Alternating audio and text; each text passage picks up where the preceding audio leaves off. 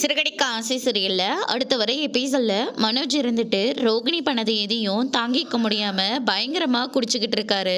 சந்தோஷ் இருந்துட்டு நீ கொஞ்சமாவ ஆட்டம் ஆடுன, ஏதாச்சும் ஒன்று சொன்னா போதும் உன் பொண்டாட்டி அப்படியே பாஞ்சுக்கிட்டு வந்துடுவா. இதை பண்ணாத, இதை சொல்றதுக்கு நீ யாரு, உன்னோட வேலையை மட்டும் பாருன்னு என்னை இத்தனை தடவை அசிங்கப்படுத்தியிருக்கா. இப்போ அந்த வீட்லேயே இல்லாமல் போயிட்டால, ரொம்ப சந்தோஷம் அப்படின்னு சொல்லிட்டு சந்தோஷ் வந்து ஒரு பக்கம் ரொம்பவே சந்தோஷமா இருக்காரு.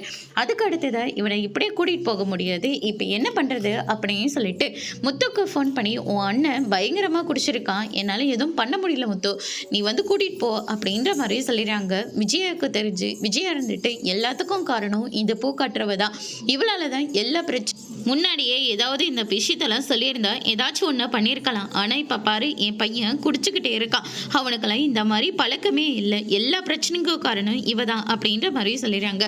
முத்து இருந்துட்டு எதுக்கு எடுத்தாலையும் மீனவை திட்டுறத முதல்ல நிப்பாட்டுங்க, எல்லா பிரச்சனைக்கும் காரணம் நீங்கள் மட்டும்தான் அப்படின்னு சொல்லிட்டு முத்து இருந்துட்டு விஜயாவை பிடிச்சி பயங்கரமாக திட்டிட்டு அங்கேருந்து கிளம்புறாங்க. அதுக்கு அடுத்ததா முத்துவை நீ எதுக்காக வர சொன்ன, நானே போய்க்கிறேன், எனக்கு எல்லாம் தெரியும் அப்படின்னு சொல்லிட்டு மனோஜ் இருந்துட்டு குடிச்சிருக்கிறத கூட பெருசாக எடுத்துக்காம நேராக வண்டி எடுத்துட்டு போகிறாங்க.